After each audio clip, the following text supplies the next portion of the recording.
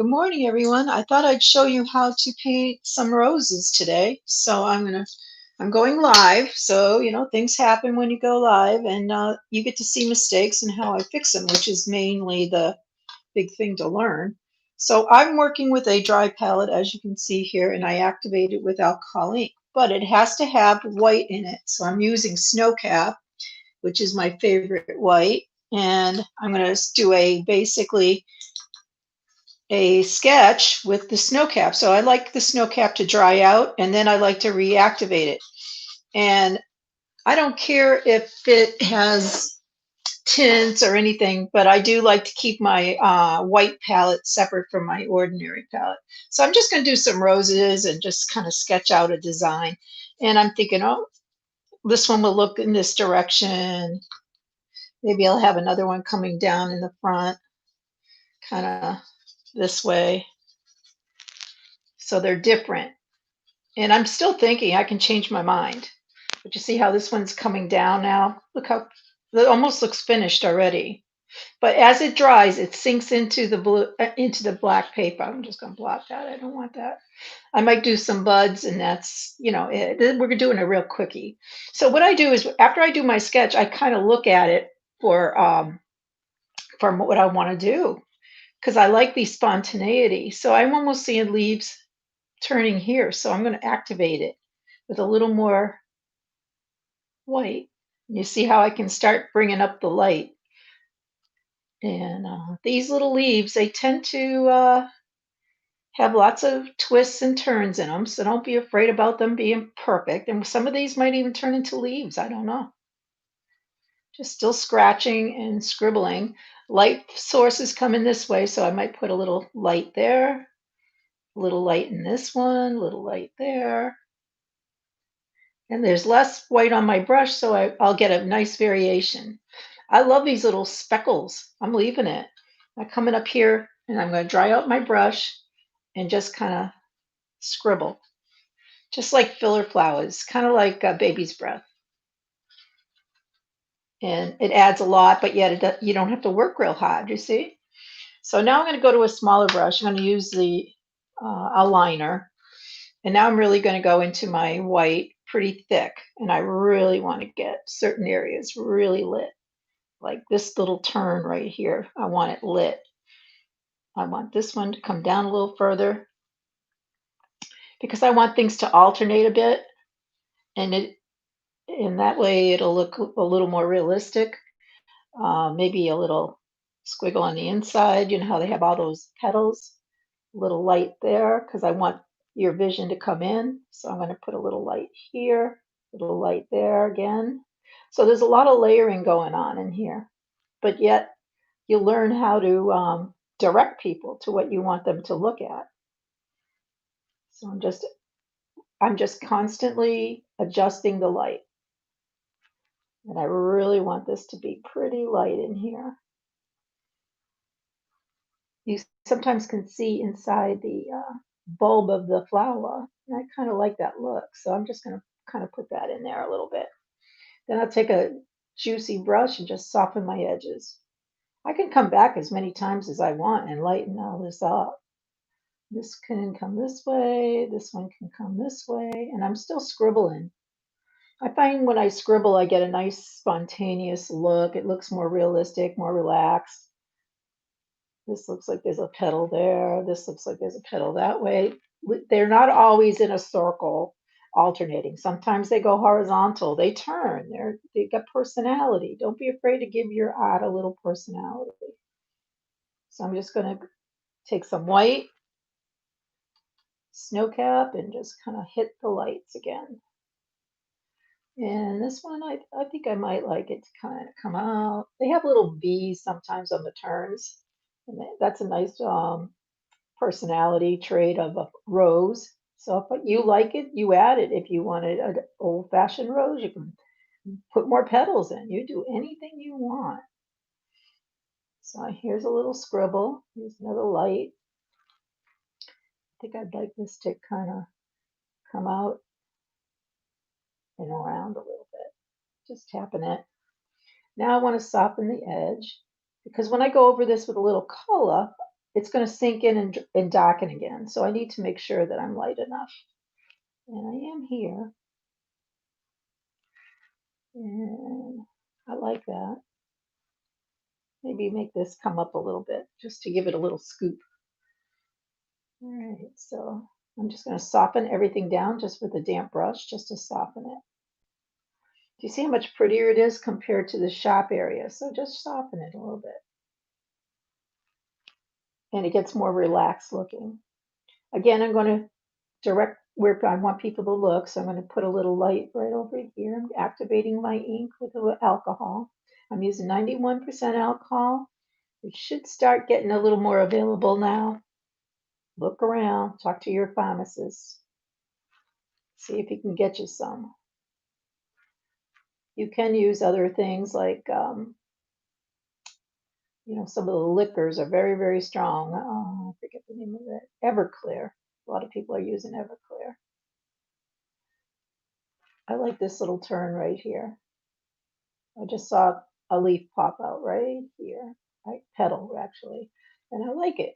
Okay, so that looks pretty nice. I don't want to get too carried away. It's a quick video, but it gives you the idea on how to use the black. And so this could be a little leaf turn here. Sometimes a little bit of not information is great information. So sometimes just a little light.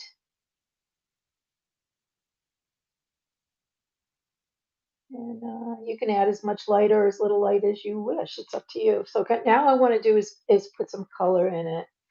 And I think I'm going to make a pink rose. So I'm going to go into a little poppy field. And I'm going to activate my poppy field. Bring it up here. Actually, I think that's an orange. Mm. That's why you should always put your paint in the right spot. It should have been up here. But that's okay. I'm going to have an orange flower after all. We're changing it. We can do anything. We're the artists. And I'm putting on, I'm going to get a bigger brush again. Wipe out my brush. And I'm going to put in a lot of alcohol. And I'm just going to start in the darkest area and work my way out. So you're putting a glaze on top. For those of you that know what glazing is, it's very thin color. And you put it in the darkest areas first, and you let it come out to the lighter areas, and you'll get a beautiful variation in value.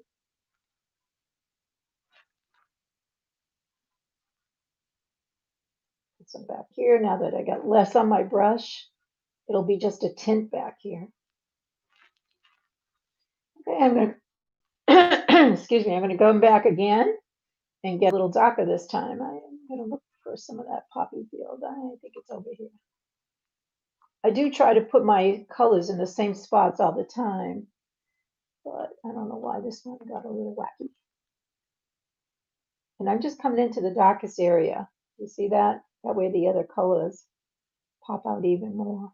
So wherever it's really dark, I want to get in between with some of the darker color. I want you looking over here mostly, so I want to make sure I get nice, yummy color. Now, if you mix color with white, I'm going to do that up here in my palette, and then you apply it, you will find that it's a little duller compared to the brighter color here. But that sometimes you want it duller, so that's a good way to dull it down a little bit. And then I'll use some of that duller color over in here.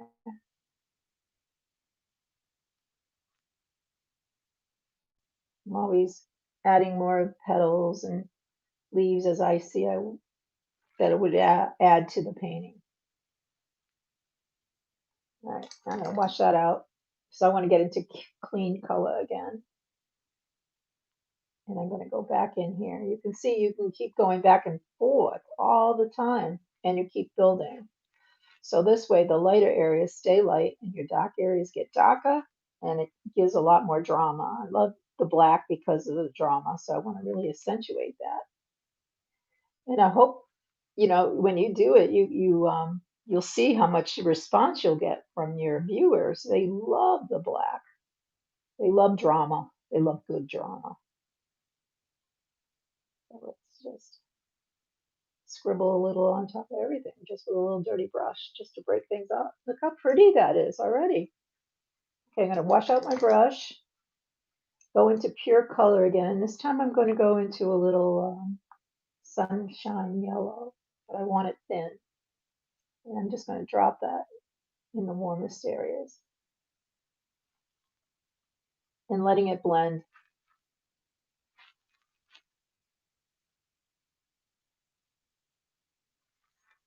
And if you get too dark, you can just go back and touch it with alcohol and it will soften. So it really is beautiful. I think this looks great already. I just want to soften because I love softer paintings. That's just me. That's what makes us all different. And that's a good thing. Otherwise, we'd have one picture on our wall. Just adding some dark down in here. So now I might go into a little of the green. And I'm using a meadow. I use that a lot. And I'm just going to go on top of the white and give the appearance of a tint of green on them so people know it's greenery. I'm going to take that dirty brush and go over the dark spots in the flower that's further away because it's green on it, it'll push it away further and I'll give the feeling of distance. And I'm just going softly over that. Oh, that looks pretty nice. Going back into the green, and I'm just thinking looks like a leaf to me, so I'm just going to go and darken some of that. And this almost looks like a leaf, so I'm going to carve out a leaf here. And don't worry about the color that's there. It just makes a tint. So see how beautiful the green and the pink and the oranges go together? You just don't want to overdo it because it can get muddy because it's a complement. It's getting a little darker back here. So this foreground flower pops out a little bit more. Wiping out my brush, softening lines, giving hints of things here and there. Maybe there's another something there, who knows? Just scribbling. Now I kind of like this reddish color to move a little bit around the painting. So what I'll do is I'll just take that and just pop some in here. It brings the vision down into here, which I want. And I want it to kind of come around. Yeah, I kind of actually like this design. So what I'm going to do is just tap here and it's going to sink in. It's not going to stay real light. Watch. See how it softens? Perfect. Now I'm just taking alcohol and softening the whole thing a little bit more. So this way I have this little curve coming up. And I'll put a little up there and just soften this back. I'm going to go into some more of the green and just pop some of the green in it. You can see how when you go on top of things, it really darkens it a bit. Maybe I'll darken this area a little. Yeah, that looks pretty nice. So the only place I think I'd like to highlight right now is right here on the leaf. You see how the drama really is beautiful. And maybe I'm twisting my brush and getting that flow that I want. I want this to flow up here a little bit more. So it kind of goes like this. It's a nice composition, in my opinion. I mean, there's other filler flowers all over, but there's only one direction I want you to go in, pretty much. So now I want to make some highlights while this rests, because as it rests, it will change. And I want the light to bring you into this area. So I'll put little sparkles of light that are hitting some of the petals and these scribbles of flowers. And then I want this one to bring you down. So we'll just put a couple of lights in there. And a light there, there.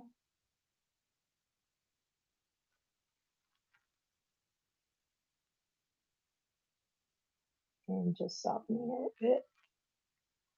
And there you go. I call that pretty. beautiful and finished.